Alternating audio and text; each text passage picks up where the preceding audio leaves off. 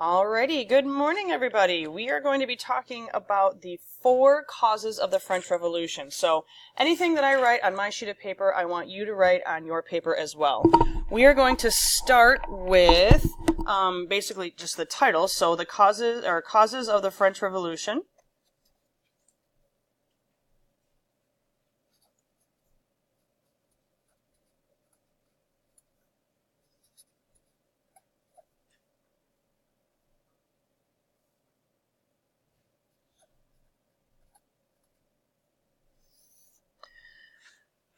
So, as with anything, there are a lot of causes to the French Revolution. We are going to narrow it down to 4.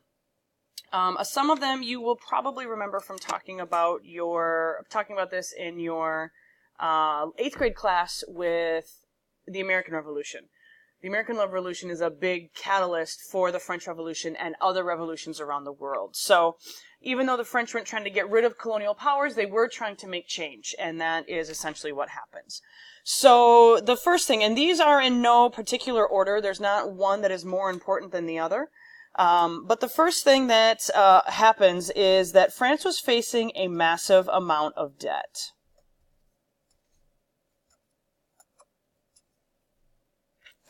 This massive debt accrued from a couple of different places. The first one was the American Revolution. As you probably remember from your last year 8th grade class, the French were very involved in the American Revolution. Not only did they supply troops, but they also sent over money. Millions of dollars in money they sent to help the Americans defeat the British. So that is one spot. The other spot where they received a lot of their debt from is our good buddy Louis XIV.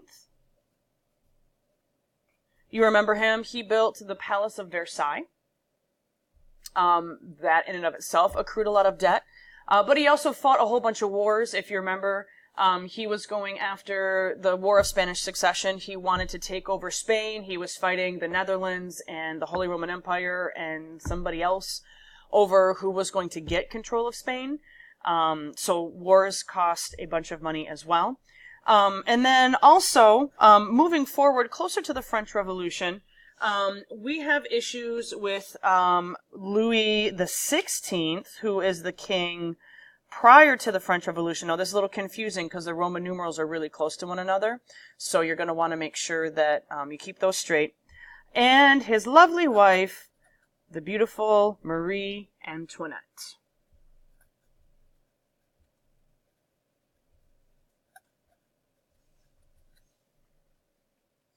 Marie was known as Madame Deficit because she spent so much money. If you Google Marie Antoinette, you'll see that she was known for very lavish hairdos and dresses, and there's one political cartoon of her hairdo is, there's like a toy ship or a toy boat in her hair. Like, her hair is like structured around, and this boat is just kind of like in her hair. And it's not a small little boat either. Like, it runs the span of her head and then some. So that becomes a problem. There's not a lot of money to go around, and whenever there's not a lot of money to go around, things start getting a little crazy.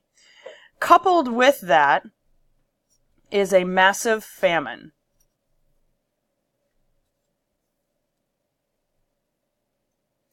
France was coming off of one of its hottest 2 years on record leading up to the French Revolution. And as a result, the wheat crop wasn't growing. Because the wheat crop wasn't growing, there wasn't enough bread for everybody to have. And that became a big deal. So we have a massive drought.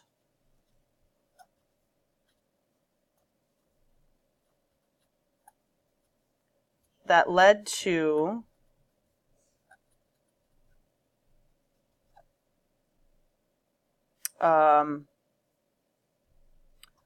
poor wheat crops. Bread was a main staple in the French diet. It was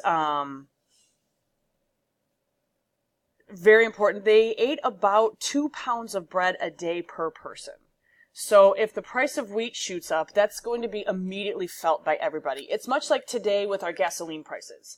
If the price of a gallon of gas, it's what, like $2.50, $2.35, somewhere in there right now.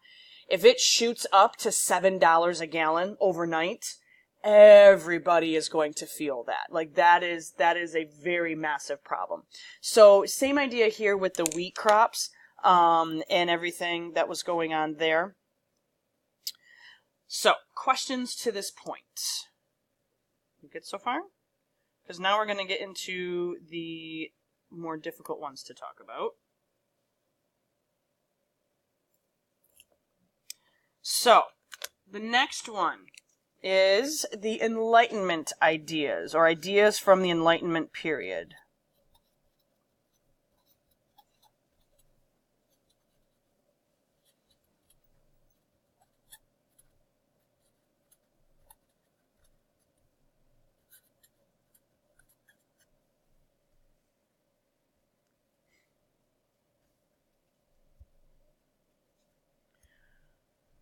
These ideas from the Enlightenment period sparked the American Revolution. And because the American Revolution was a success, the French were like, oh, hey, we can do this too. So there were a lot of ideas floating around from the Enlightenment period, but the key ones that really impacted the desire of the French Revolution to take off were this idea of equal representation in government,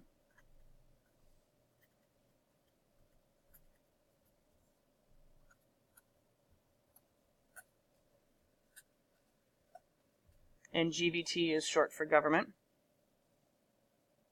So equal representation in government, and no king. They wanted to do away with the monarchy. The Enlightenment period was very anti-divine right. They did not like the ideas of the divine right.